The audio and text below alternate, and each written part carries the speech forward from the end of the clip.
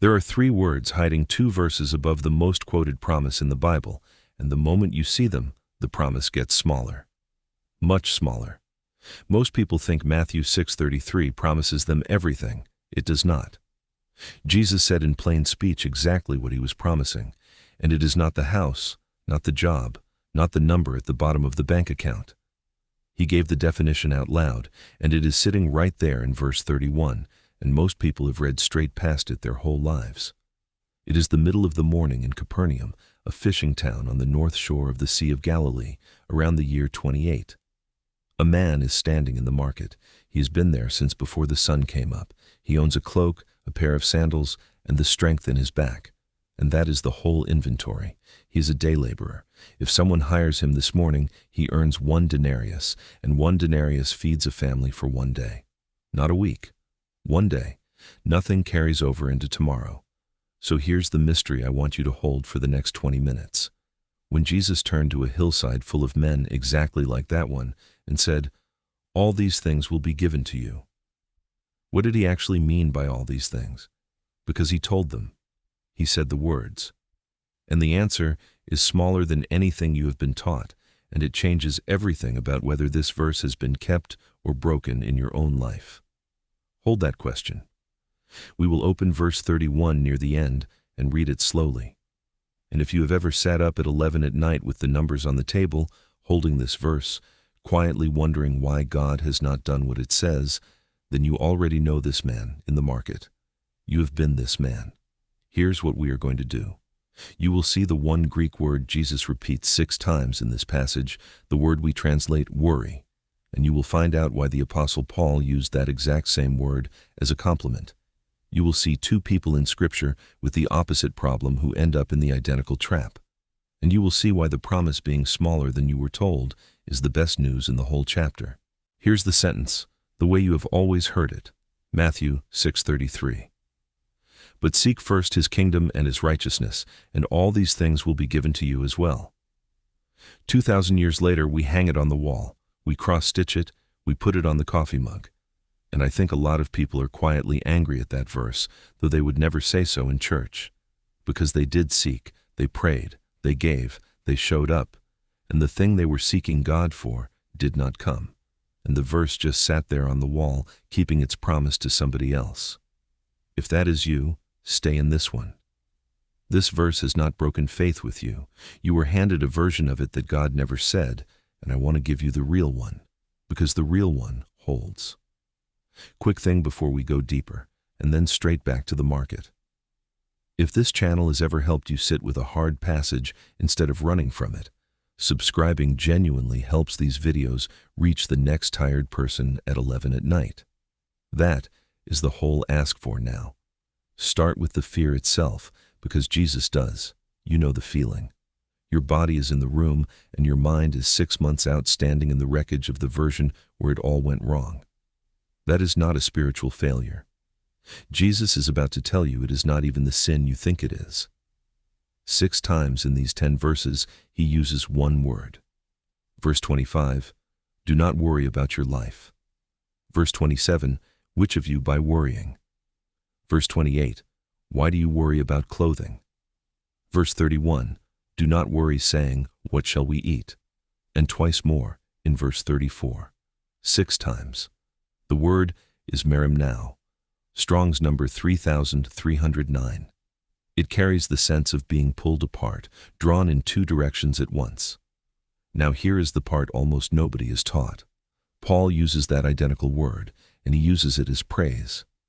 In Philippians 2:20 he says, Timothy is the one man who will genuinely merimnao for them, care for them, be pulled toward their good.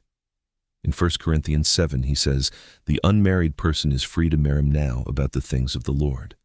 And in 2 Corinthians 11:28, at the end of a list of beatings and shipwrecks and a night and a day adrift in open sea, Paul names the heaviest thing he carries, the daily merimna for all the churches. So, the word is not evil. The pull is not the problem. You are going to be pulled toward something today no matter what you do, and Scripture does not scold you for that. The question Jesus is asking is not whether you're being pulled. Of course you are. The question is, what is doing the pulling? Let me show you two people who got pulled by the wrong thing, and watch how different they look on the surface and how identical they are underneath. Go back to Exodus 16. Israel is 6 weeks out of Egypt. The food is gone. They have said out loud that they would rather have died as slaves with full stomachs than die free and hungry, and God does not answer that with a lecture. He answers it with breakfast, bread on the ground every morning, free, enough for the day for every person, with one instruction. Gather what you need for today and keep none of it until morning. And some of them kept it until morning. Be careful how you judge that, because it is easy to read the word disobedience and miss the people underneath it. These were not cynics. They had watched the sea stand up in 2 walls of water. They had carried their children across on dry ground. They had more direct evidence of God's provision than almost anyone in the book. And they still hid bread under the mat.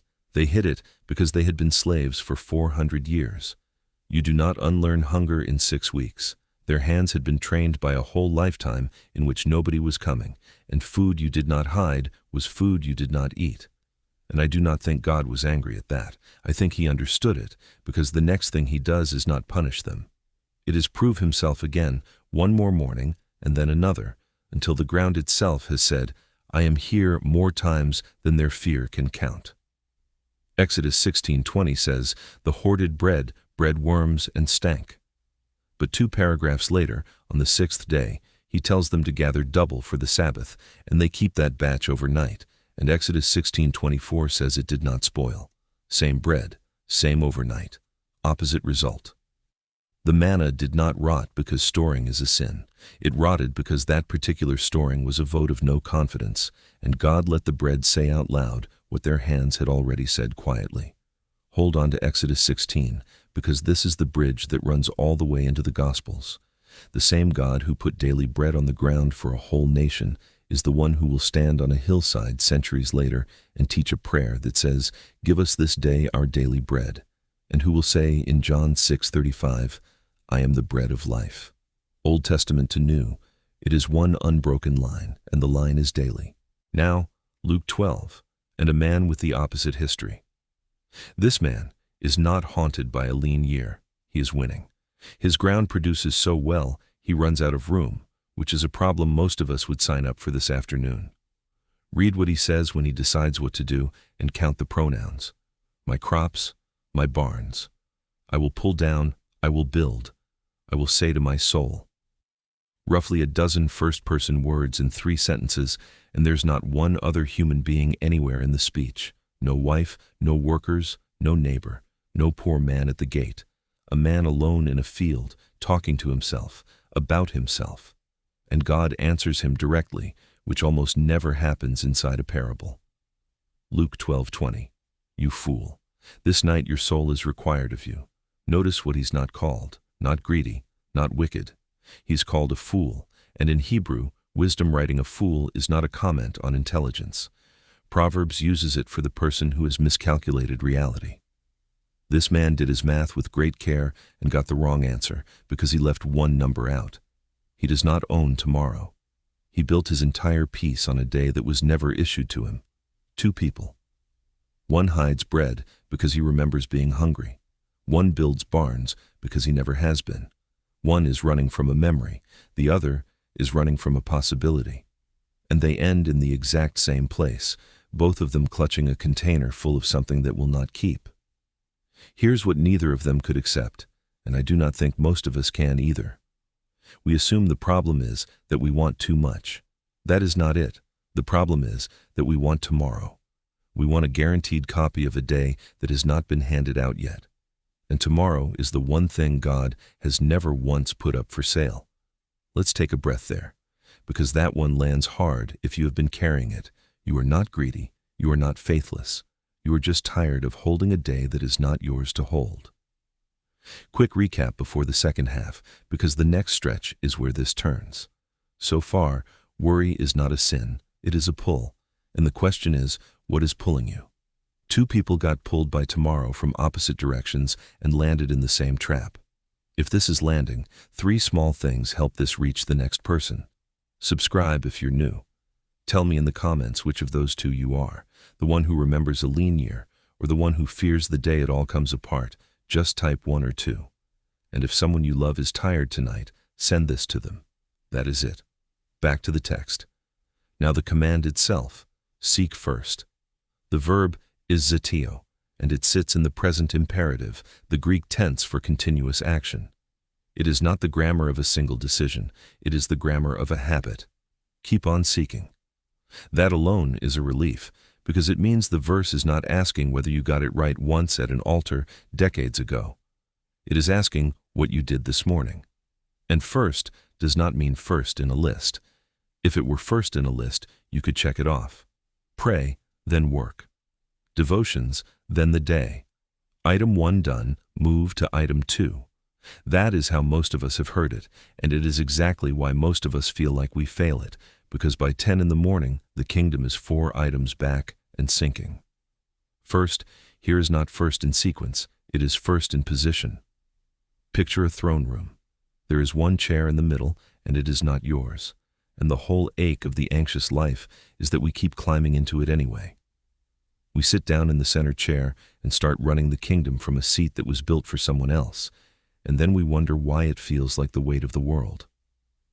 From that chair, it is the weight of the world. Seeking first is not adding God to the top of your to-do list. It is getting up out of the middle chair. Then, His righteousness. The word is dikaiosune, and Matthew already used it in this same chapter. Verse 1. Be careful not to practice your righteousness in front of others to be seen by them. So there are 2 righteousnesses in Matthew 6. Yours, which needs an audience, and His, which does not. Seeking His righteousness is not scoring higher on a test. It is being pulled back into line with something that was straight long before you arrived.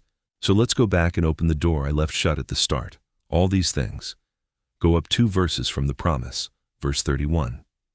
Do not worry, saying, what shall we eat, or what shall we drink, or what shall we wear? That is the list. That is the whole list. Food, drink, clothing. Not the promotion, not the house, not the retirement number, not the outcome you have been asking God for since March. Every thread in this video ties off on those 3 words. The manna was bread, the widow's jar was flour, the leftovers were loaves. The ravens get fed, the field gets clothed. And Jesus says in verse 30, if God dresses the grass like that, will He not clothe you? The promise fastened to Matthew 6:33 is the promise of daily sustenance, and it is far smaller than the one we have been quoting off the wall. And that is the best news in the chapter, though it does not sound like it at first. A large promise that gets broken leaves you with nothing. A small promise kept every single day for the rest of your life leaves you with a God you can actually trust. The reason so many people feel quietly betrayed by this verse is that they were handed a promise God never made. He did not promise to fund your plan. He promised to feed you while you follow Him. 2 different sentences, and only one of them has been kept for 2,000 years without a single exception. If you are watching this near midnight with a number on the screen that will not move, hear the smaller promise, because the smaller promise is the one that has already been kept. You are not here because you stopped believing. You have believed longer than some of the people making videos about this have been alive. You have buried people and kept believing. You're just tired inside it, and somewhere along the way you picked up the weight of how it all turns out, and nobody handed it to you. You picked it up because somebody had to, and you looked around the room, and it was you. Set it down. There is a chair in the middle, and it was never yours. And the half of this passage nobody quotes is the permission to set it down. Verse 34. Sufficient for the day is its own trouble. The word is archetos, enough. Each day is issued with exactly enough trouble, which means it is also issued with exactly enough grace to meet it. You cannot seek first tomorrow. Tomorrow does not exist yet. You can only seek first now, in the one day you have actually been handed. And when tomorrow comes, it will arrive with its own bread and the same God already standing in it.